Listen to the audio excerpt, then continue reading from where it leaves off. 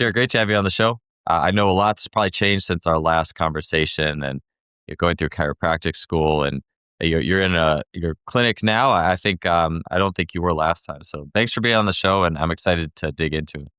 Yeah, thank you for having me. Yeah, I think the last time we talked, I think I was just getting ready to graduate from chiropractic school, and now I've been in practice for I think a little over 2 years now. So yeah, definitely a lot has changed. Yeah, right on. It's funny enough. I remember. I think it was the first conversation we had a podcast, and this was before I did video. But I think you did the one. It was like you were walking through the woods on your phone, which is amazing. I actually feel like every podcast is like has a video now, but that was a really good show. I remember what you were talking about, high volume too, and like I took it into the world of low squat foot jumps and just started doing a ton of those, like kind of breaking the rules a little bit, and saw really, really good results. So, that was a powerful show. And, maybe the woods has a little bit to do with the vibe, versus an office. I don't know, but that was a great one. Oh, thank you. I appreciate it. Well, even though I'm in an office, hopefully I can still deliver today. Yeah, for sure. One of the things too, and I don't know if you had this, you probably had this when we had our last conversation, and the whole thing intrigues me too with like flywheels. And I've just been on a roll talking about flywheels for some reason. I've really become much more fond of them in the last few years, and I've always found them interesting. But I noticed then this was back when they were a little bit less available. I think you could get the Temu version of anything, right? So I saw there was some Chinese flywheel for like $350, and I was like, holy cow, that's crazy. But there was always the do-it-yourself kits. And I saw various interesting iterations of people making their own. And then I saw a video you had made, how you made your own. So I'm curious how you put that together, and tell me a little bit about that. Okay, so when it comes to flywheels, yeah, I'm with you. I absolutely love them. I actually, to be honest, I'm not very good at making things. So one of my good friends that I work with, Brett, he usually makes all the flywheels. He's a great welder, so he's made different stuff with chains on them. He's made different contraptions that go on flywheels, go on floorboards. But when I first started, the ones that we used the most were actually from BBA, Mike Swiffle. He has, I don't know if he still sells them or not, but that's where we first got the flywheel, or the rack wheels. And those are great. So don't necessarily make my own. I have friends that make them. They're a lot better than me at them. But yeah, that's where I get them from. Nice. I was going to say the one that you had, it looked a little bit like one that Michael Zwiefel had in his facility. I was like, that looks a lot like Michael's homemade edition. Is that the baseboard one or the? It was the baseboard one. It actually wasn't the rack one. Okay. But it looked like one that Michael had made. I'm sure the idea is pretty similar though. Yes. Yeah. Yeah. No, it's very, very similar. Yeah. Yeah. So yeah, that was one of the things with that too. And I'm like you, I'm definitely not a natural builder. And I could say though, there's something that's kind of like a very instinctual feeling about having a machine in your facility. I mean, with the Jay Schrader type mentality of, and obviously Jay has had machines that he used and things like that, electrical stimulation. But the idea that you could train in a 5x5 space, speed Russian lunges and push-up drops and things like that, all you truly need at the end of the day is your body weight. I'm very fond of that. But then having a machine in your facility that's just like I have a hammer strength squat machine in my garage gym, and there's just something that's really cool about a machine. So I've come to appreciate that more over time, and maybe the flywheel has fit in with that too. So, and building yourself is even more like something you built yourself in your facility is even that, whatever that effect is, I think it ups it to a level that's even beyond. Yeah. With the flywheels specifically though, like what do you use them for the most? Like what quality are you really looking for? Like the quick impulse type drive? I know they're labeled as eccentric strength, but I find that only really hits if you have someone overloading you. Curious what you use them for, where they make use in your program. Yeah. I would say the first thing is learning rhythm, actually. Most of the time when people get into the flywheel, there's a learning curve. And I like to think of it as it's a nice dance, like when you're learning and you're actually on like you're doing actual skill work, like learning to actually slow down, wait for timing, wait for rhythm. That all applies when you're jumping, when you're throwing a baseball, when, you're shooting a basketball. Like there's things where there's pauses, there's patience, there's a dance that plays a role. So one of the first things I like with the flywheels is essentially learning how to dance with it. And then once you learn how to dance with it, you're starting to learn how to catch it. So like one of the biggest things I love about flywheels is that you can get a very powerful stick, like a very powerful impulse, like catch, and then redirection of energy.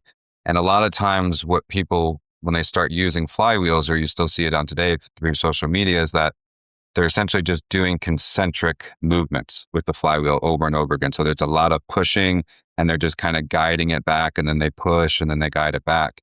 And instead, like in my program, I'm having guys go at their controlled pace of how explosive they can push out. But then the most important part is actually the patience and the catch at the very bottom. So you might squat up super fast, and then you squat back down, but the flywheel is still turning, and you're waiting for it to grab. And then as soon as it grabs you, then that's when you stick and then powerfully redirect the force. So first part, learn the dance. Second part, learn to stick, and then being able to actually redirect that stick. Yeah. As you were talking about that, Jarod, one of the things that came to my mind is I notice, mine is a K-box. I notice sometimes people, they aren't used to working with, like on the way down, you talk about patience. They start dropping down without waiting for the wheel to reverse, if that makes sense. Like they preemptively just drop downwards. And there's something, and of course, there's times when you want that super fast eccentric, obviously, but there's also something to precision and control, like going with the way the turn of the wheel versus just, it breaks you out of your old patterns, I think is what I'm trying to say. But it also forces a precision of a dance for every millimeter and slowness if it's a slower wheel or a faster. But you have to find that rhythm and harmony of it. Yeah. And so I think there's something with the control piece there too that you don't necessarily get with a weight. I think you can with a weight, but you have to be mindful to actually get it. The flywheel just kind of does it for you. Yeah. No, it's completely different, because there's a difference between guiding the weight back and slowly decelerating the weight back.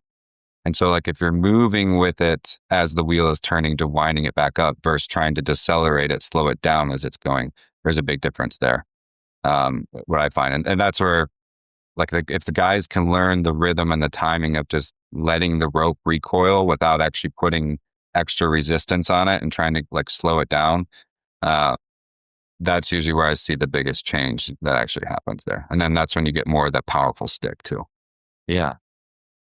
Yeah. The aliveness thing too, I mentioned with weights, I feel that, and I'd be curious with your experience on flywheels, is I feel like the soreness or any potential soreness after usually is less, like in terms of the total reps you do, if it's squat or whatever on the flywheel versus a barbell or whatever motion, there's less soreness. And I wonder if part of it is because if you learn the rhythm of what you're doing, you don't get hit with these little jolts.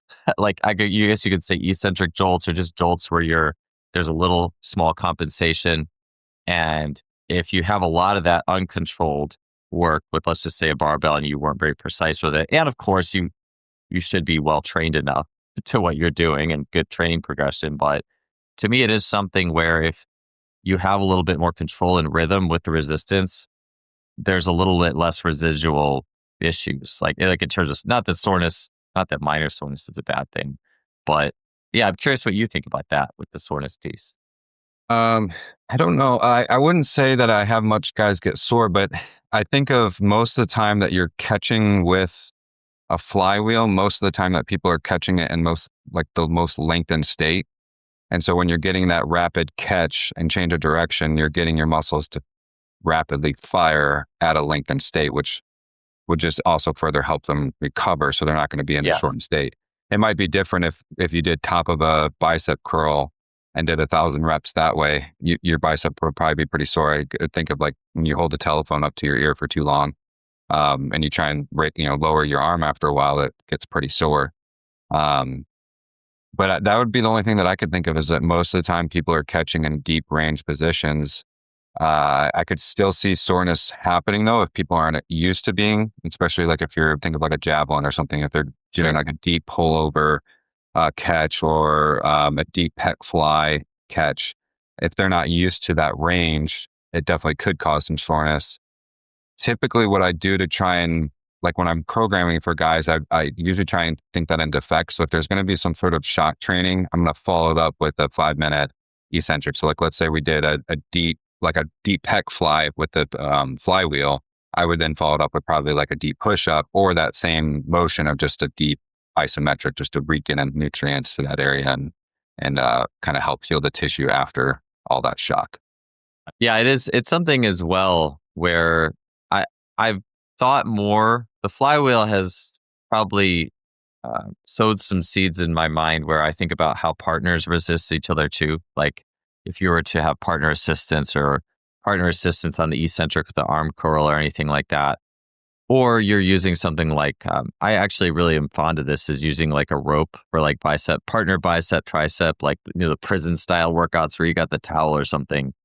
And to me, it's somewhat similar because you have there's a little bit of an aliveness and a rhythm to it. And I find you can get a lot of really quality work done. And the way you feel, like the pump you feel is different. It's not as maybe isolated, or it's not quite as much of a swell, so much as it's a little more comprehensive. Like there's kind of a little bit of everything. But then I find where I would have been feeling it in terms of a little bit of soreness the next day, again, you want to feel like you got good work in, but I won't feel that so much when it's partner-based work. And maybe that's just because stuff gets spread more. Maybe there's more of that rhythm and flow to it. But to me, that's also inherently athletic versus just things that can be more passive. And the last thing I'll say too is that you mentioned it, but with the length, but it does strike me that things that are flywheel based incentivize a lengthening, like a natural lengthening, versus like it's harder to do. I mean, you can do quarter reps and stuff, but it's a little bit harder. It's almost like it just feels good to take it out to a little bit fuller length. But I've seen you doing like longer range, like long range only stuff, I think, like a hamstring or something like that. Yeah. I mean, it depends on what I'm doing and what I'm trying to potentiate sometimes. But yeah, I will do shortened hamstring positions. I'll do lengthened hamstring positions. We'll focus on internal, external. It just depends on what that individual athlete needs in that moment. But I try and work on all of that. Yeah. Yeah. So you mentioned extreme ISOs, and obviously we've had a fair share of conversation around those types of training methods. You had mentioned something, I believe, on social media, and then in a conversation we had prior on mobility, and especially with your chiropractic background and the spine and the rib cage. I am curious your take on the mobility you can get in extreme ISO, just like cranking it to its full range, cranking limbs to their full range. But then what about the spine and the rib cage? And I asked this as well, thinking about Bill Hartman and a very pressure-based, skeletal-based view of biomechanics, talking about how a lot of our true mobility, it starts at the rib cage and pelvis, the pressure in that area. And you can crank and orient, like limbs, like a yogi, but that doesn't necessarily correlate to the center. And so I saw you post that. I was super curious your take on that and relationship. Well, that honestly came about. So when I program, I try and actually program now. I think about, okay, when I look at their eval that I have them do, I think about how would I adjust this individual, and how I would adjust this individual is essentially then how I would program for them. And what I was finding is that having all my guys do long duration isometrics, and all of a sudden, the range of motion in their legs and their arms and pecs and all their extremities was through the roof. However, then when I would have them do a simple, could be like a back bridge, or I do like a cage stretch where they're essentially being put in lumbar extension, and I realized that I got everybody really good at having range of motion in the extremities and not the spine. And when I realized that, like, guys' spines were still locked up, like they didn't have mobility, like they couldn't reach the range, and so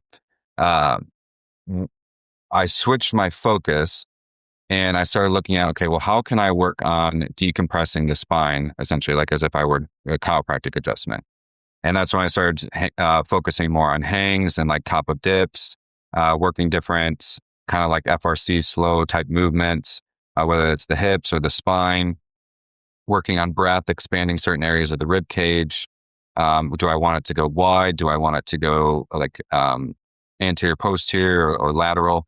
And just playing around with what areas of the rib cage like wouldn't expand, get that area to expand.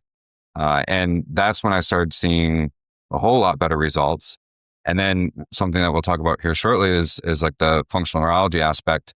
But when you see somebody from a posture standpoint that reveals a brainstem imbalance, or maybe you do a couple quick neuro tests, I found that if we just started the workout by having them even just foam roll on with just getting some like lumbar extension or thoracic extension for about 3 minutes, and then come back and look at their neuro tests, they were tremendously better.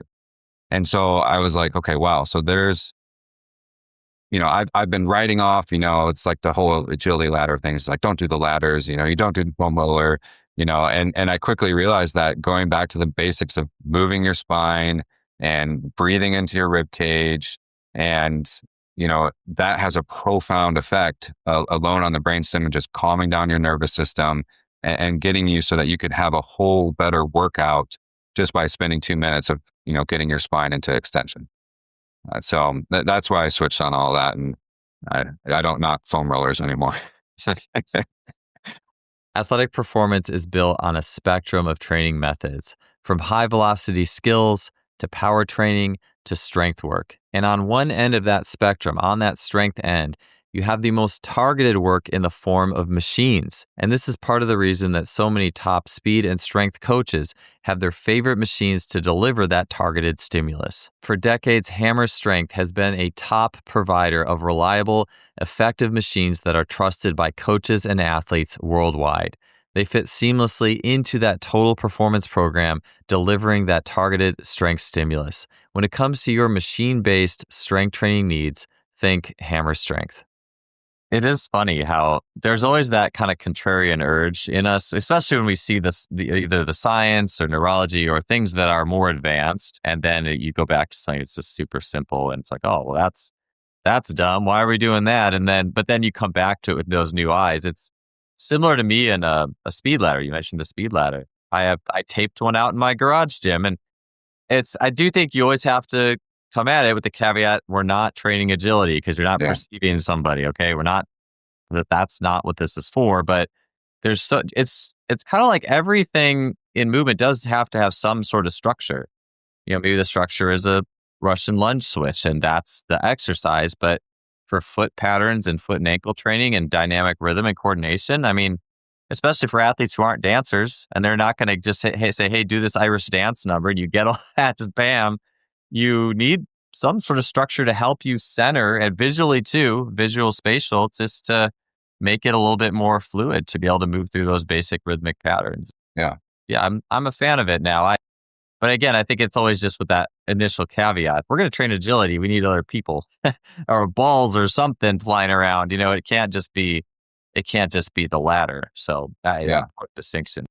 Well, and what you said there is beautiful too. I think we've talked about this maybe on the previous podcast that we did too. But a lot of it is like if you're going to do dance or something, you're going to learn rhythm. It's important for the athlete to understand how do these movements actually correlate to my sport. So if you can actually break down the dance movements or the foot pattern or footwork that you're doing, if you do that and somebody's hip starts opening up or they learn a new way that they have to just alter their footwork a little bit, or if they realize they have to go backwards first before they go forwards or left before they go right, and they learn that by doing something totally different, that's a huge win. And so that's the idea is why are you doing it? What's the tension behind it? And can you actually take this, drill or this situation that you're doing, and can you correlate it back to how it actually applies to your own sport? I think that's how you get the carryover. Yeah. As Liz Gleadle would say, the side quest, the art of the side quest. And I love those.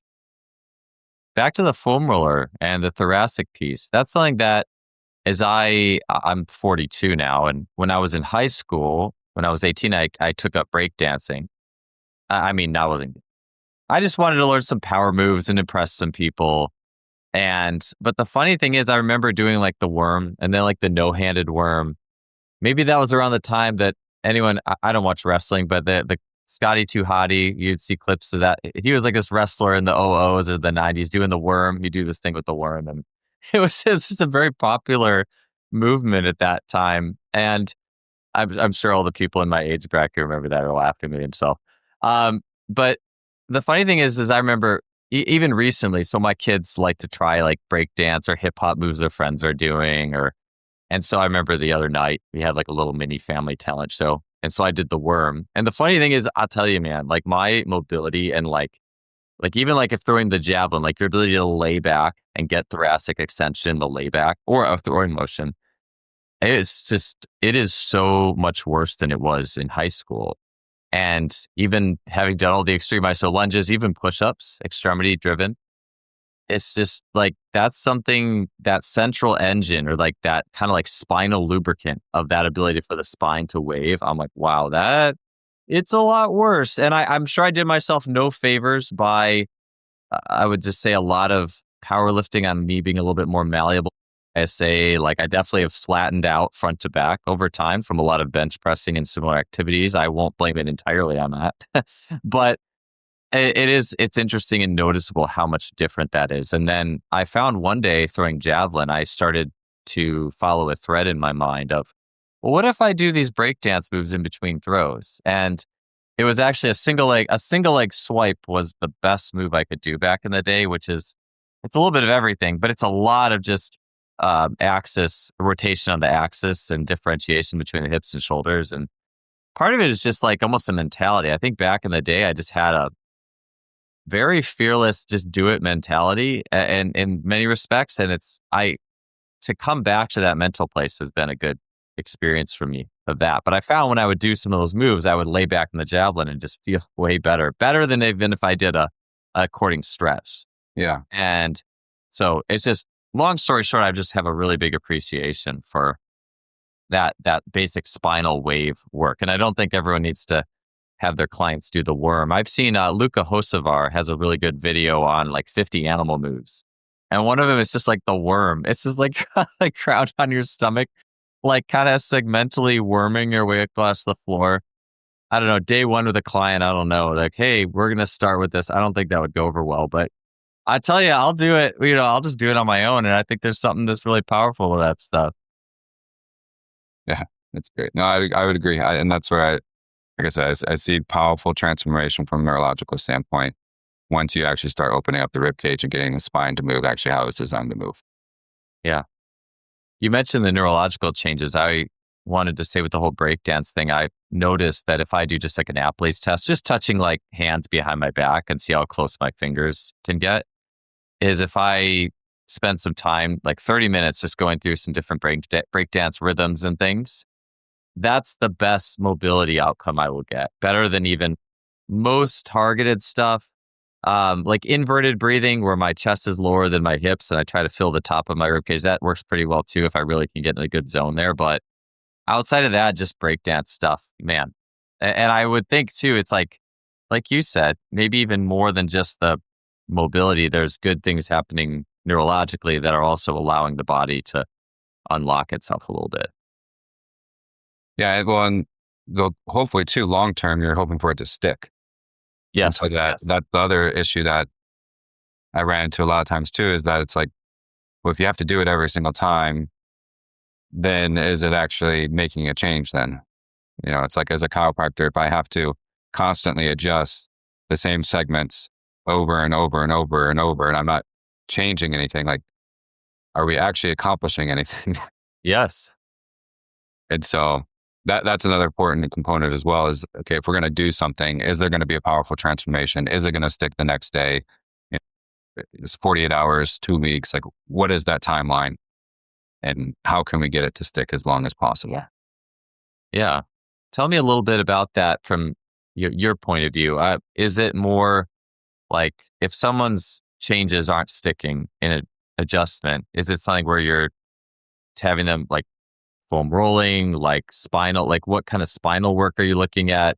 Integrating reflexes or anything? I'm curious what that looks like in practice to help that stick through training. Yeah. The biggest thing that I do, and I try and keep it very, very simple, is just looking at posture. And when you look at somebody's posture, we're not looking at it from like a orthopedic or biomechanical standpoint. Okay, this foot's turned in necessarily, or the shoulder hip dropper, things like that. We're looking at it through a lens of, um, well, I shouldn't say that. It's from a neurological perspective, not an orthopedic perspective. And what I mean by that is that a, a postural pattern will reveal a side of the area of the brain that's underactive or overactive. And so what I mean by that is if you were to watch, or if you were to have somebody stand in front of a mirror, stand in front of you, and you just observed their arms, you would potentially see what we call a soft palmatoid weakness. So on one side of their body, there's going to be more internal rotation of the arm. So that means that the hand, so if somebody was looking at me, if I had my thumbs here, people are watching the camera. Where you look at some of these postures, their hands will start to turn in. And when you see that internal rotation of the hand, you usually see more of their forearm. You also see a more flexed of the elbow. And sometimes you'll see a shoulder that's either dropped or raised. But ideally, you get this kind of like flexed arm position. And what we know from there is then that's the side that has an underactive frontal cortex. And so every time that I look at somebody, or if I'm treating them, I'm making sure that that posture change is staying strong. So if they come back the next day and it's out of balance, then I know that all of their other neurotests are probably going to be out of balance as well. If they come back and that posture still stays the same, then I know that they're good. And then this also correlates to, if people do muscle testing. I know there's a lot of different things that people do within those fields. But you'll find that just those simple balancing out will eliminate a lot of distractors within muscle testing. It'll keep guys stronger. When I'm working with guys live, like I'm always looking at how their posture changes. As soon as I see a posture change, we pause for a second, we do something to fix it, and then they get back into work. And so the biggest thing that I find that knocks it out would be stress, concussions. But you can basically build somebody's tolerance and get them where they stay solid. And usually after about 2 weeks of addressing that, you don't really have to address it much anymore. Maybe just quick little tweaks here and there, but it sticks. And from what I know from a chiropractic standpoint is that when the system gets sensory overloaded, it downregulates the motor system. And so if I can keep the system balanced out, the motor system is going to be upregulated and it's going to be functioning at a much higher level, which then means muscles are going to be firing faster. Your joints are going to be more stabilized, less chance of, strains, tears, and other injuries like as such. I want to save a good deal of this till my last question for you, which is a really big topic for today's show, which is just simplifying neurology, just because I think it's that process versus just basic exercises can be made very complex. And I've gone through very like neuro specialized training. I've shadowed trainers who are training those things, and I'll watch them just kind of mess around would be my terminology for 30 minutes with clients. Like, oh, did that work? Let's do this test. Oh, that didn't work. Let's try this thing. And now you got 25 minutes left and you haven't really trained anything. So I want to get to that. I have the question quickly, or a thought I had quickly in my head is, I've found, and I think this came from Jay Schrader, basically it's like an arm curl hold, but it's in the anatomical position, like the anatomical man. So arms are almost straight, not completely. Elbows are turned slightly out. So hands slightly wider than shoulder width. And in doing that myself or programming it, I've always felt like there's something that just feels good about that. It's not necessarily a crazy arm pump. You do get that like nice little length through the bicep and then the shoulder, which is cool. And you just feel good posturally. But would something like that, like a hold like that, also help to balance out some of those pieces that even neurological pieces? Yes. In athletes. Yes. So to your point there, what I always tell coaches, let's do 59 seconds of assessing and 59 minutes of training, essentially. Yeah. And because the nice thing is once you recognize somebody's posture, it's like the FedEx logo. If you say, okay, look at the FedEx logo and tell me where the arrow is. Once you see the arrow, you don't unsee it. And so once you understand and you see all these individuals' posture, you don't unsee it. And within 4 seconds, you know exactly how to train somebody. And so when you see somebody's arm turned in like that, the fix is from a chiropractic standpoint, is a fast stretch to the bicep.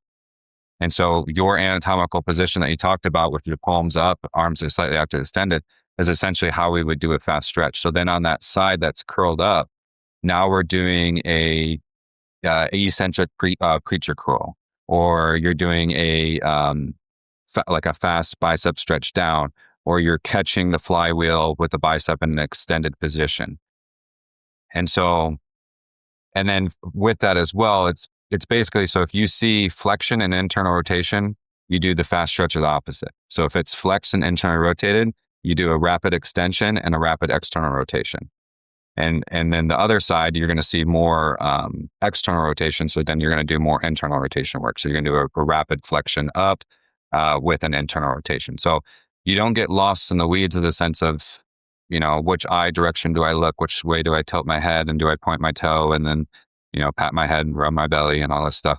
It's just, how your posture lies will tell you exactly which direction the muscles need to go to reset tone. And that's essentially all we're doing is, when you reset tone, it rebalances out the brain. And so when I work with guys, that's all we're doing is the programs are essentially built out to whether it's left brain, right brain, whatever it might be. And, guys might be doing posterior training on one side and anterior training on the other side. And I'd be happy to break down more of the muscles that go into this, because I'm sure people are kind of curious. And different exercises to do to solve this and help it stick and all that stuff. Yeah, absolutely. Let's get back to that. We'll put that on just a quick pause, because my last question, I think we're getting into that pretty heavily. Okay. I guess I misunderstood you. Oh yeah, it's my fault. Before we got there, actually, I did want to ask this, just because I think this is one, if that might be getting into the weeds slightly, I just want to come back to something a little bit more general and probably a little bit more simple in nature, and then we'll dig into that. But based on kind of a neurological idea or just general training or force, I saw you post this and it really got my wheels turning, is in doing drop landings that are extremely forceful. So like a loud, punch the ground, or just bam, you're hitting hard, versus how a lot of times plyometrics are taught is very you want to be silent and you want to be smooth with the ground. Mm-hmm. I think there's a little bit of a polarity, but because of what I saw from you, I actually was more accepting and understanding of, oh yeah, I do think there's things that are happening on that explosive punch side. I'll just leave it at that, because I'll say it changed my way of thinking around how you could do a plyo landing and not being so one-dimensional. So tell me a little bit about how you approach drop landings, and what you're looking at, force outputs, anything neurological. I'd love to get into that. Yeah. So the background on that is going around Jay Schroeder's work essentially is how can you get a muscle to fire as fast as possible? And so a lot of my background too is independent sports research and comparing, exercises that you do in a weight room, and does it actually transfer over to when you actually throw? And it turns out that a lot of the exercises that we do don't even come close to mimicking the same amount of stimulus that you get to baseball throw. And so what I would find that would create the most amount of stimulus, or the fastest rate coding, high motor unit recruitment, was rapid stops, where you're basically catching something and you don't move. So that might be the chain work. It could even be the flywheel stuff, or the stomps or altitude drops. And when I would measure with EMG data, what I would find with people is that if they did an altitude drop and their feet hit the ground and then their butt continued to travel down, it was almost like a 75% reduction in EMG data. And so when you're looking for muscles to actually catch and be abrupt stop, you need to actually stick it. And then that's how you're going to get that maximum amount of, muscles to essentially protect the joints and contract as fast as they can. So if I'll do different layers, I'll do different heights, I'll do different, joint angles. Because if somebody can't handle like let's say they do an altitude drop and they're trying to catch in the bottom squat position, um, their muscles essentially are not strong enough, or the brain doesn't have the proprioception in that area to be able to stick that landing. And so what I'll do is I'll mix things. I might make it random and just help those individuals get there. So, I might have them call out, okay, hey, you're going to do a quarter. Now you're going to do 3/4. Now you're going to do a half. Now you're going to do a full depth, and just working different ranges there. But yeah, the idea is you want to stick it and you want to violently stick it. I've posted, I think, a few times on my Instagram. People even do this with the rebound. So if they drop the weight, like if they're doing a front delt rebound, they'll drop the weight, they'll catch it, and they'll continue the weight down and then bring it back up versus dropping the weight, catching the weight. And as soon as you catch the weight, the motion is stopped and then you immediately redirect it. Same thing for barbell bench press. That's another really popular thing on social media right now. A lot of guys will do a bench press, will drop the weight about an inch, and then they do a normal bench press and go back up versus actually pulling their arms down into position, catching the barbell actually just 1 inch above their chest, and then rapidly exploding up. Yeah. So it's a much more violent stick that just large motor unit recruitment and speeds up the rate coding. And you just become a whole lot more explosive. And I'm with you too. I also believe that we should, dance and be, the whole dissipation of force and all that stuff. Like when you're actually on a game field, you don't abruptly stop. You continue with motion. There's a dance with that as well. You're reorganizing your limbs and creating tension. So both are important.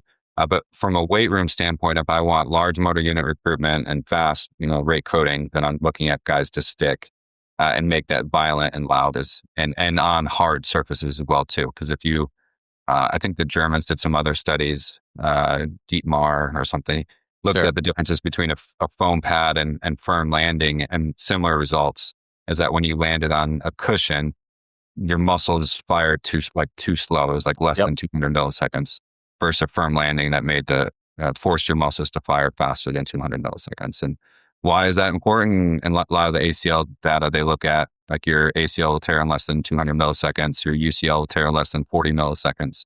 And so if we want to prepare guys on the actual field or on the mound, our exercises need to be mimicking something that's going to be just as intense as the thrower, is more intense.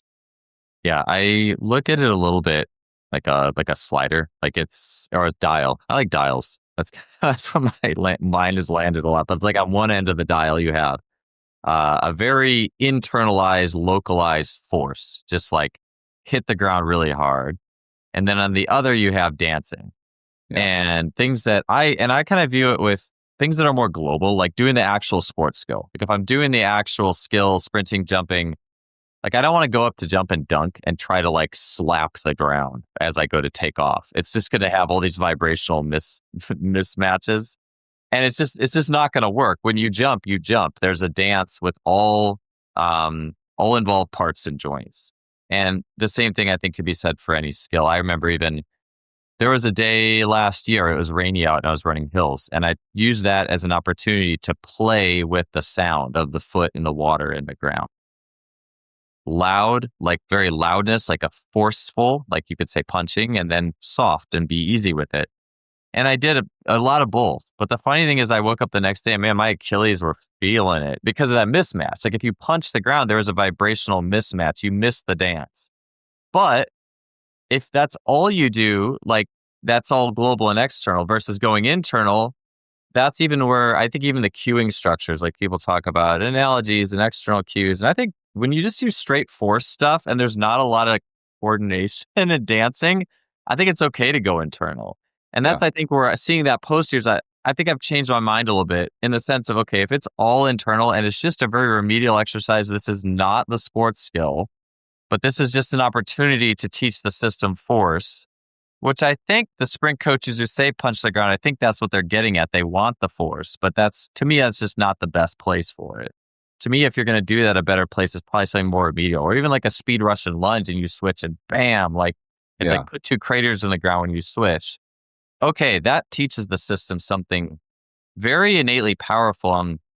I think there's something instinctive too about that. It's like there's things getting unlocked from motor recruitment even. And Yeah. so, yeah, I'm thinking of it more as a dial, and your post really got my wheels turning on that one.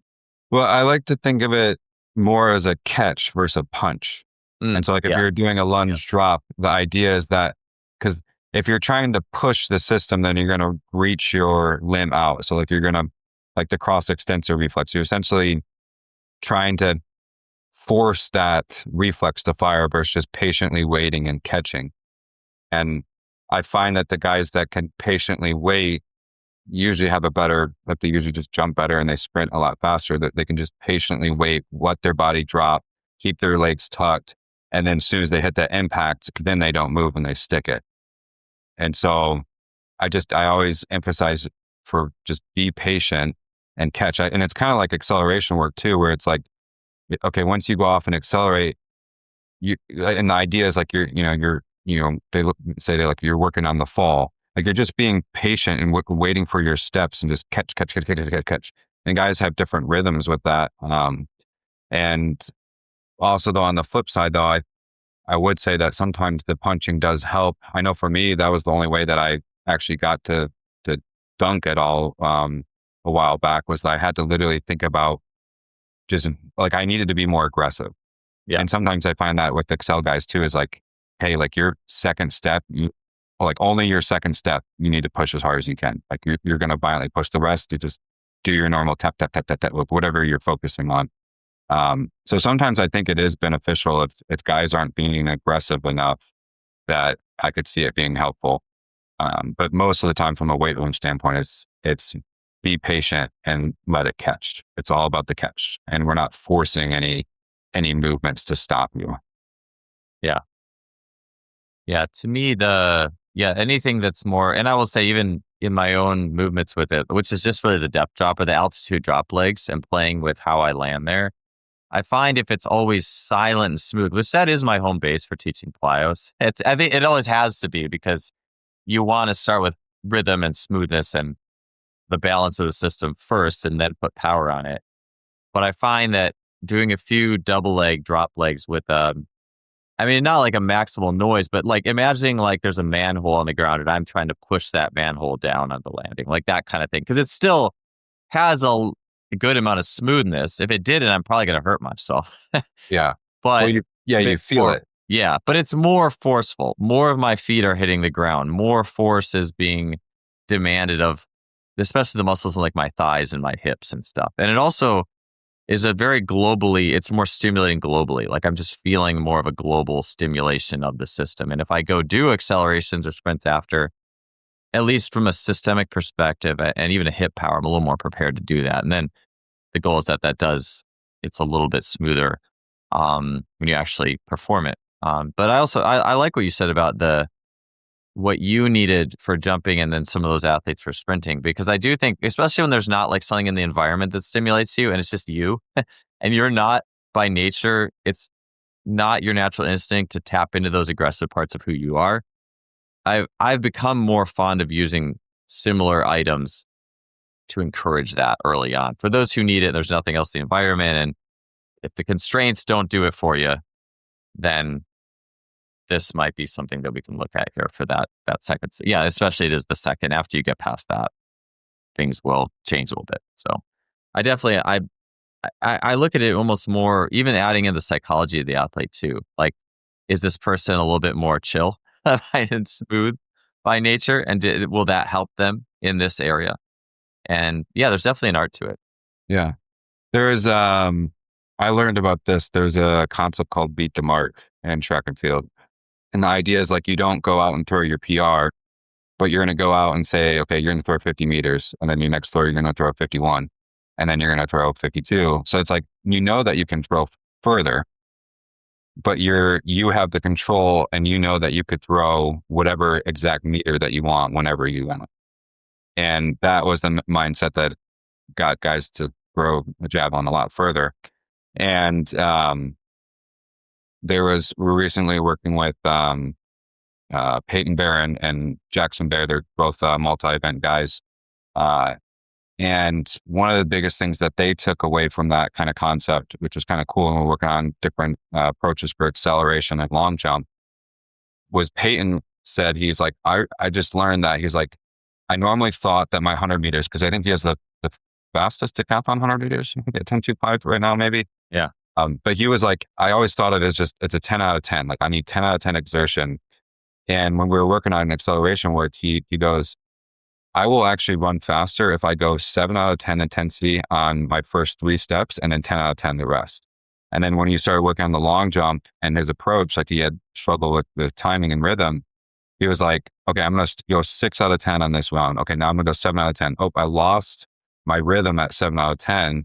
So now I'm basically going to go back to 6, and then I'm going to go back to 7. And then that's kind of how he learned, like, okay, different parts of the, the javelin runway, different parts of the long jump, the different parts of his sprint work. He realized that I needed to express different levels of intensity at different points, and that actually produced the fastest and furthest output. So that was pretty cool. That just reminds me of what you were talking about. Yeah. Yeah. It's like a living dial to get back to my house, but like you understand where you need patience and you don't want to spin those first. If it's 10 out of 10, you'll just spin it. Yeah. Whereas some people, very like more passive type people, like I'd imagine if he's running a 10-2, he's probably a very naturally explosive and capable of those. Mm-hmm. I would just say innate, like a tiger leaping to chase its prey, like innate outputs is there, and it actually has to be extended a little bit. Where someone who's already pretty chill, maybe for them it's an 8 or a 9 out of 10, and I think anyone at a 10 out of 10 is going to spin their wheels in acceleration for the most part, excessively. Yeah. But yeah, that's such a good anecdote. So, okay, moving onwards a little bit, and I really, I'm glad we got to that one, that with the depth drop, just because I do think it's important to understand that and how that fits into the base mode of things. But mm-hmm. Yeah, at the same time too, I think if your mentality to every drop is put a hole through the crater, the manhole, like, and you do 100 of them, I don't know, man, that might run into a little trouble from a joint perspective over time. Maybe not, but I wanted to say this real quick. You mentioned the full squat landing. Like what came to mind, so if I'm dropping and I hit a full squat, what came to mind was precision landing in parkour. So parkour, it's like you land, your feet are kind of close, your knees go out, and you squat all the way down into it, and the heels come off the ground. And the French would say it's a style thing, but I think there's a lot of ergonomics woven into it too, because I think everything starts, it's got to feel good, it's got to feel right. And it makes sense if I'm going out and doing parkour for 2 or 3 hours, I probably want to select a landing style that is pretty efficient. Like I don't want to, if I'm doing parkour for 2 or 3 hours and I slap the ground every time, I'm probably going to wear myself out a little bit. It's almost like you have the explosive jump, which is the locking, more high, like force thing. And then it's almost on the other end, you need the yield, like the easy thing to kind of get out of it, lengthen, and then you're off on your way and do it over again. So that got me thinking of that as well. Yeah. No, I agree. And a lot of times I'll have what I do is I always have guys take videos, because they'll be like, oh, I'm catching at the bottom. And then you go and slow down the video and it's like their foot landed when they were basically in a quarter squat position, and then they traveled all that extra range of motion. And yeah, that could be great if you're, parkour and all that stuff and the freestyle runs. Yeah, you definitely don't want to beat up your body. But in terms of like a training aspect, we're looking for that to be loud, looking for it to be stiff, the delaying the reaction. But yeah, it's even interesting you mentioned the feet together and the knees out too, because they're essentially, they're from like a biomechanical standpoint, I mean, they're like creating like almost like a single crutch, like for them to land on, that force dissipates, the knees out a little bit. It seems like it would be a lot easier on the hips and going into like a roll, because a lot of times they land and then roll as well. So they're just essentially moving energy around very, very efficiently, where it's not like sticking long enough to have an impact on the joints. But they're also dropping from second story buildings versus most of my guys on altitude drops, I mean, we don't really even go more than probably 24 inches. Most guys, 12 inches is plenty. Yes. And just like even 12 inches alone, guys can't even stick it at the bottom, which is a big different height level. So. Yeah. A lot of mine, my altitude drops and depth jump mentality. Yeah, I've gotten older too, so of course, but it's changed just from the perspective of how can I get more out of an 18 to 24 inch or a 12 to 18-inch box a lot of times. How can I get more out of this? How can I, if I'm going to do a drop, how can I like doing like the drop legs, like Jay Schrader style, where you, with like the Karate Kid, one knee's in the air and you go up into a tuck jump and then down. It's more of a dance, honestly, than just dropping. Although I think both can be great, but yeah, I always try to get more out of it. So yeah, that certainly makes sense. But yeah, those parkour guys, man, yeah, if you're dropping from 10 feet, you better get good at dissipating energy. And I think about it too in terms of internal and external rotation. Getting into like the Bill Hartman world or everything biomechanics wise and joint rotations is internal rotation is reversal power. It's putting force into the ground, and external rotation is making space and accepting velocity.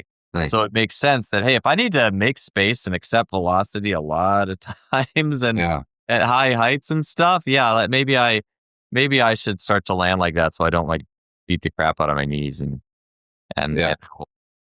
it's cool. I like that analogy. One more question here before Simplified Neurology. This probably ties in with it, honestly. So any tie-ins, feel free to make them.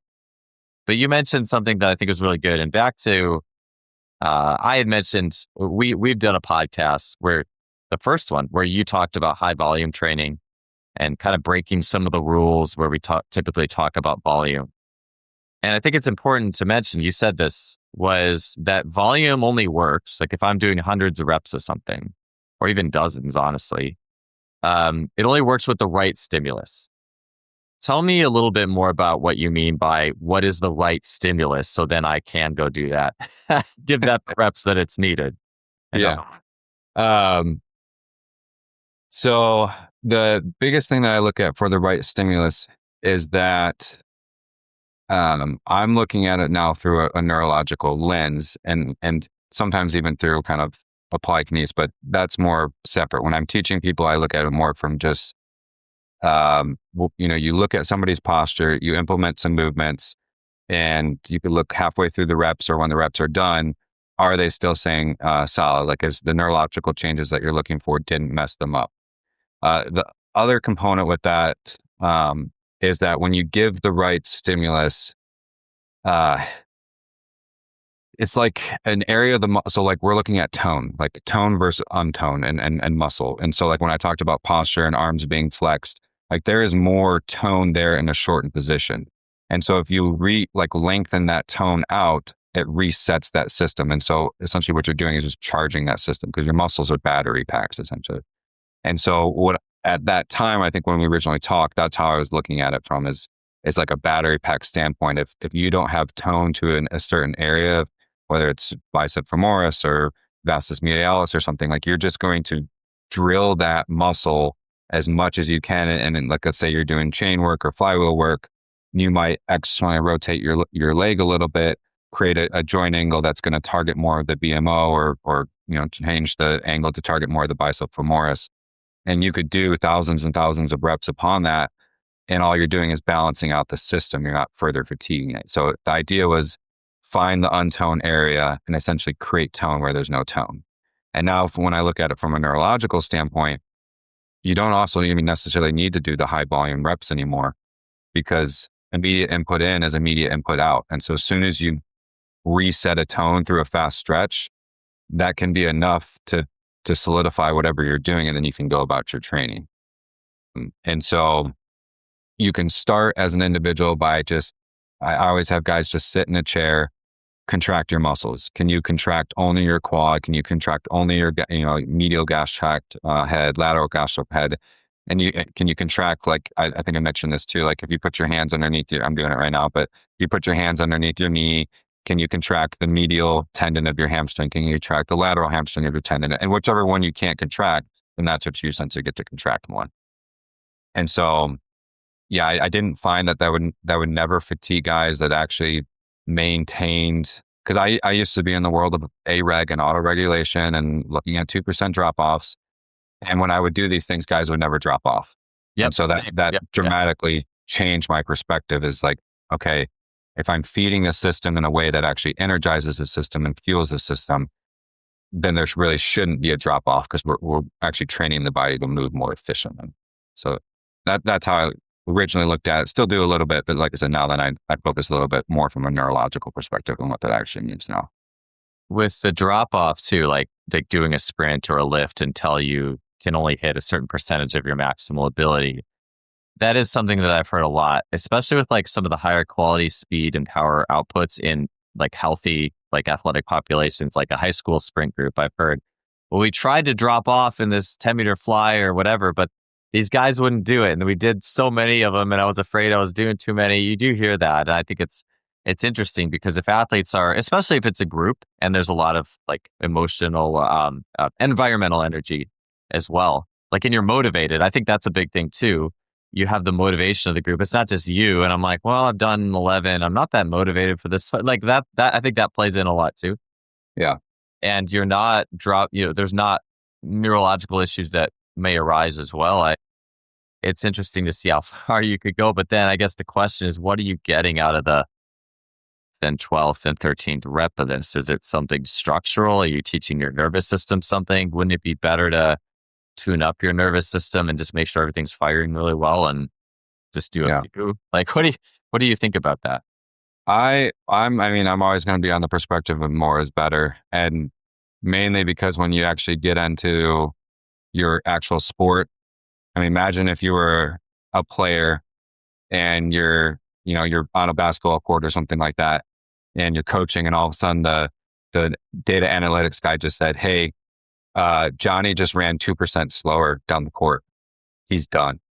It's like, that doesn't happen. That's not realistic at all. Like it's when you're in your actual sport, there's the travel, there's the wear and tear, there's the traded, there's the text, there's the workouts. Like there's so much that happens that I find that guys just become a whole lot more resilient when they're able to handle more volume and when they have a bigger goal. And so I've always talked about it. It's like, whatever stress is going to be put on the joints, we're going to train it 2 times as hard. And so that raises the tolerance point so that when you get into your competition or even when you get into your school workouts that don't make sense and you're doing, whatever it is, you're prepared for it. And so that's more the perspective of what I'm looking at is if you're doing it right, you can do more. It's not going to harm. And, so that's I'm always on more is better. I do think there is that, especially when there's quality involved. Like if those reps are high quality, high motivation, and the system is engaged and not compensating or anything like that, there's a lot there. There was a study I was going through. This was in 2001, a motor learning study. It was where they were working with a javelin thrower and a sprinter who had substantial faults that had been around for a couple of years that wouldn't get fixed. And so it was the intervention process. And a lot of like kind of amplify the error type stuff in the study, which is awesome. I was going through this as I was doing an update for the Sprint Acceleration Essentials course of mine. And one of the big notes I saw with the sprinter study is there was just one session, the intervention, and this sprinter did 38 starts in one session. But it was very like attentional. It was like, it wasn't just, hey, do 38 starts to the laser and see how fast you can go every single one. There was very different attentional demands and overlays in this session. Yeah. And the end result of the session was actually this sprinter got substantially faster, fixed the errors, and I think went on to drop like something pretty crazy, like maybe a quarter second in the 30 meters. And this is an elite athlete. Like, stuff. I mean, it was pretty substantial drops. And I just think about that. Like if we're too like sitting there counting the reps or counting the volume, and when there's work to be done and the athlete's engaged and things are going well, I think that, there's a lot more to the equation and our own adaptability as human beings. Yeah. And also I think too, like to have those levers of richness in training, to make it a rich experience. Because if it is just volume, like I've seen, like a track workout where it's like, hey, go run 16 200s. Okay. Like that's just kind of, like there's just not a lot of richness to that unless you have a very rich inner life or you really, really, really love running and not necessarily racing people or chasing balls down and stuff like that. Yeah. Well, I think the question is, why would you do that? and like what you mentioned with the sprinter, it might be like, okay, we're going to do that amount of volume because we're going to train the second round, or taking a bend. That's the focus is our reps is, learning to run the bend or something like that. And I think we've talked about this, but I always think of it like when I was a kid, from 8 to noon, we played basketball, we broke for lunch, ate a PB&J sandwich, and we played ultimate frisbee and from 1 to dart. So it was like, there's a lot of volume there, a lot of jumping, a lot of sprinting, and we never thought twice about it. And so, yeah, how your perception of everything is definitely matters. Why you're doing it matters. It's not just like you're doing this just because it's fun, but one of the things that Brett and I always do when we work with people is we always have a counter, and we're always in the background counting the reps of how many, okay, just day 1, day 2, we want to know what is the volume of this individual as it is, and how many reps can they get? And then by day 2, are they just completely zonked and toast and too sore to move, or can they keep moving? That just helps us have an understanding of kind of how big of a bowl, what's the work capacity of this individual, how much can they actually take? What can we actually work on and accomplish? Because, if somebody can handle that high amount of volume, all of a sudden our training quality is much better because now we get more reps into specific acceleration work or specific top end speed, or just wherever they feel the individual feels like they break down in their sport. We can get more reps in because we know that they can handle more. I do think I mentioned structure in one of my replies, and training certainly needs structure, but at the same time, I think there's this rule where like the less things you're neurotic about in a session, the better. Like it's almost like they're all little like ropes that can hold you back from the ultimate goal.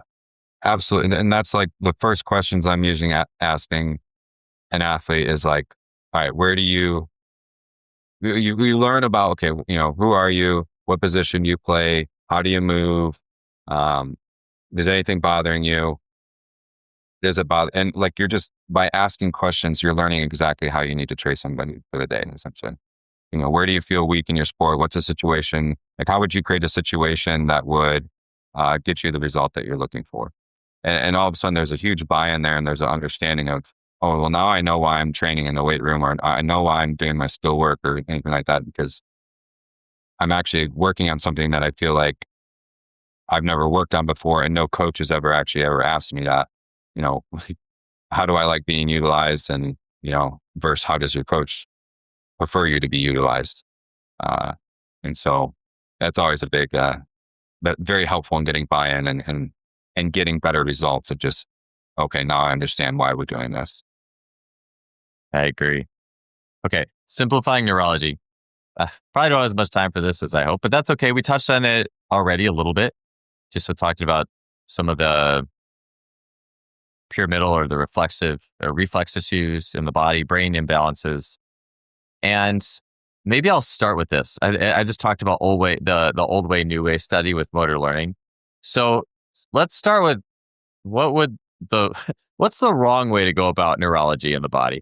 Like how would you not approach a neurological perspective on training? So neurology within itself, I feel like people can get too lost in the weeds where you have to buy into all of one system and you got to stick with that system because there's no time to overlap or integrate. And I think when people start getting overwhelmed and I think that's when neurology starts going way too far, is when people are getting way too overwhelmed. Because as like sports performance coach, then chiropractor, like I wanted to be a strength and conditioning coach, and there's parts of me that still want to do that. If somebody brought to me this idea that, we need to assess the body and it's going to take 30 to 40 minutes, I'd be looking at them like, no, like how are my guys going to actually get faster and stronger if I have to spend 30 to 40 minutes assessing? And on top of that, it's very individualized, where I have to then take my time, be with one athlete, and then hopefully my interns are running the floor right. So I think it's just, that's when it starts to get a little bit where it's not as efficient. If you have high volume guys, you have 60 guys in the weight room, like how are you going to incorporate neurology in a way where everybody benefits from. And I don't think that there's a good system for that for individuals. And so then that's where my main thing is, let's assess in 60 seconds and train for 59 minutes. Let's not overcomplicate things. And you can easily train interns or yourself to just pick up very, very small, simple cues. And like I mentioned, is like the FedEx arrow. You look at the FedEx logo. Where's the arrow on the FedEx logo? Once you see it, you can't unsee it. And so people can get trained very, very quickly in identifying just simple posture changes. And we say, well, why are we looking at the posture? And once you see in a posture imbalance, there's going to be very specific muscles that aren't going to be firing or working the way that they need to. So then you know exactly how to tailor your workouts in order to address those imbalances. And so essentially you're using the muscles to balance out the brain versus getting lost in the weeds with, eye looking and directions and all that stuff and muscle testing and all that. Sure, there's some sort of like heuristic. It's like a bottom up, top down. People talk about that with like motor learning and movement, and I'm sure there's a good way to put that with muscle first. There's muscle first perspective. But just in our last little bit of time, I know you described it a little bit already, but just how might the average strength practitioner, so not someone like trained in neurology or chiropractic or anything, but hey, I'm running a weight room and using isometrics, for example. Mm-hmm. What are some basic ways to use isometrics with balancing the body, both muscular and with the neural systems in mind? Yeah, absolutely. So once you learn how to identify a soft femoroidal weakness, so essentially that's where when you look at somebody, there's going to be one side of their body where it's going to be more internally rotated and flexed. And that's with the upper body. So like the arm would be more internally rotated. You're going to see more of the backside of the forearm versus the other, more elbow flexion. Once you identify that, then the correction is going to be to fast stretch or create length on that side. And so if there is a flex position, then we're going to work the bicep or shoulder external rotation movements that are going to create a fast stretch there. So that could be something like holding a front delt, but instead of palm down, you go palm up. It could be where you're doing it could be where you're doing like an eccentric preacher curl. It could be like a supine military press. So you're lying on your back and you're working into external rotation. It's just essentially it's how can I get a stretch on the clavicle and how can I get a stretch on the bicep? And then on the contralateral side, you're essentially looking at how can I train internal rotation and more of flexion. So that's usually a little bit more sometimes with tricep extension or internal rotation shoulder work. On the lower body, you're looking at fast stretching the quad and the glute. And so this would be the same side. So if I had the same side arm internal rotation, then I'm also then going to be doing like a rapid butt kick or like a shortened hamstring curl position. And then for a fast stretch of the glute, I might be doing the altitude drops. So on my left leg is going to be, so let's say I had a left soft femoroidal weakness. So the left side is internally rotated. Now, when you do your favorite drop Russian switches in the air, you're going to land with your left leg forward because it's going to put a fast stretch on the glute. And so then that's essentially then how you tailor your workouts there. And then the contralateral side would be fast stretch to the hamstring. So then now you're working on RDLs. It could be karate kicks out where you're doing where you're rapidly kicking your leg out and you bring it back, you're rapidly kicking it out. And so from a isometric or movement standpoint, there's just a pattern that you're following. And then once you're done, you reassess, and majority of the time, guys are balanced out. And if things look weird, things don't make sense, then there's usually a brainstem issue. And that's where I tell them guys, as we talked about earlier, then, hey, let's spend 3 minutes on mobility and then spend the rest of the 57 minutes on training. So to summarize, I know that was a lot, but whatever side has the internal rotation, you're essentially training the front side. And then whatever side is the opposite, you're training the posterior side. And you only do that for 1 to 3 sessions. I've never done it probably more than 5 sessions. Guys get balanced out very quickly and you can go back into your own training program to say, but like when I go places, if guys do BBT training, they do triphasic, they do Olympic lifting, like I don't change anything. All we're doing is just, you're still doing all of your VBT or your triphasic training. It's just now you're emphasizing just one specific side for one of the exercises. And that's it. Interesting.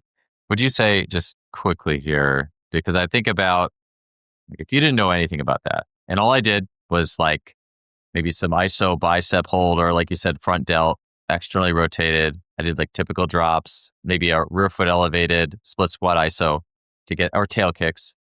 I just did like bilateral stuff with no, without any like accordance for the side. I mean, it will just be slower. Do you think that could still address that? It would just be a more inefficient process, or do you really? It would be an inefficient process, because here's what I have is tons of people with chronic pain that's been doing all of those isos. And then as soon as you give the right stimulus, it changes everything. So it's not about hey, the isometric you did was wrong. It was just how you went about the movement could have been better. That could have been a faster result.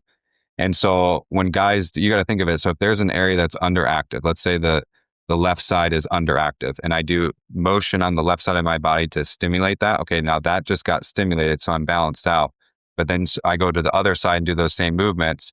Now I've just overstimulated the area that was over dominant. And so you've created an imbalance. And so you might get lucky where if you train the side that needs to be stimulated the most last, you might get a better result than if you were to do that, that movement. So like if you finish on your left leg versus your right leg, that stuff matters. And even when I'm programming, if I have guys that have an underactive cortex, let's say on the left, a lot of times I'll have them do the right side first and then the left side last, because I'm just emphasizing, hey, we need to focus on like that area needs to be stimulated the most when we're done. So yeah, you can essentially you can make progress, and then you could do the same movement and make it worse. Yeah, that is one of those things with the neurology thing. Where I'm like, oh man, it's a little more. I feel like it's a math equation a little bit. There's different lines of code. There's a lot of interrelationships. The one thing I just wanted to say quickly was, I just to draw a parallel, like even it just in biomechanics world, I think about internal and external rotation. Like my right side specifically lacks internal rotation. There's a variety of reasons for that, but it's pretty common neuro ISAs moving to the right side. Anyways, but I find we'll do exercises on only that side, just from the joint perspective, not thinking about the neurology. But I imagine there's a lot of like potential interrelationships too. Like maybe if you stress the joint, there's something that happens in the brain as well. And I always look at like, well, what are the common key themes of these different systems? Like if I look at the joint centric, neural centric, ultimately the muscles and the joints are doing something. So that's my roadmap. And then maybe just the intervention can be a little different, but it sounds like there's mechanical things happening too that are global. That's all I'm trying to say, is just trying to tie a few worlds together with that. No, you discovered exactly what you'd be essentially probably addressing your own soft palmar weaknesses without even knowing it. And once you realize, hey, I don't have internal rotation in this side, and I train the internal rotation, and I don't have external rotation in this side. So you start training, you don't train the body the same way. You start feeling better, and you're like, oh, that, you get out of the workout or that lift or whatever, and you're like, yeah, I actually feel really good right now. It's because you balanced yourself out without even knowing it.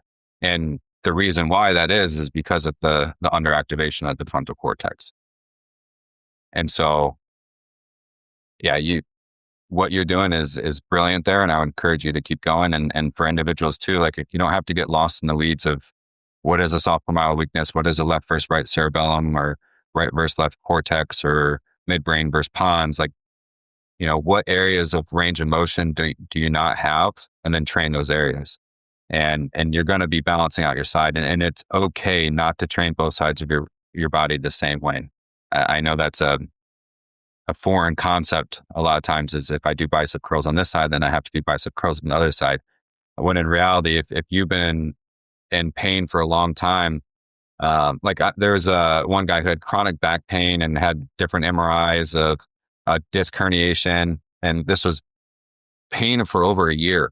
And all we did was we had him do posterior delt isometrics on the left-hand side. And he finished the lift and he squatted down and did a Zercher squat and had zero pain. And then from there, he never had pain again. I think within under 4 sessions, he was done. And all we did was focus on the left posterior delt. And so, it's not saying that you have to throw, the baby out of the bathwater and eliminate all of your training. It's just take 3 sessions, pause, do these movements that balance out your brain in a productive way. You're going to realize that your performance levels are going to dramatically increase, and you're going to feel better. There was another high school kid I was out at South Carolina at IHT Performance. They had a kid who came in, reverse lunged. I don't remember the exact way, but it's on social media. Let's just say that he reverse lunged 200 pounds, and that was his 1 rep max. His next training for the next few days was just focusing on, okay, fast stretch on the left side, fast stretch on the posterior on the right side. He came back and he like basically PR'd by 100 pounds. And it's not like, that this is just magic and it made him, lift 100 pounds more. It was just, we balanced out his brain. We removed a lot of the inhibition that was going on within the muscles, and then his output dramatically improved. And so those are the kinds of things that you can see, which are very cool, and they happen very fast. And you don't have to know muscle testing. You don't have to know complex movements. It's just, okay, I see the posture. Now I know which areas we need to essentially train. Well, Jarod, where can people, I know people have listened to your other podcasts here on this series will likely know where to find you, but where can people find more about you and then what you're doing? Yeah. Social media is the best. So it's Train Efficiently. I think it's a double underscore, or you can just search my name, Dr. Jarod Burton. But yeah, Instagram is where you can reach out to me, learn more. There's different courses that I teach, and then different individuals that I trained. Biggest thing is people that I work with are individuals who've tried everything and are not better. Somebody's that done all the isometrics, they've done all the shock training, or they felt better when they're on the program, but as soon as immediately they stopped the program, they got hurt again, or all their pain came back and as it was. And so the idea is that you're balancing out the brain in a way that creates long-lasting change, not just becoming efficient at being inefficient. So that's why it's Train Efficient. Perfect. Well, thank you so much for joining me today, Jarod. It's great catching up again. Thank you, Joel.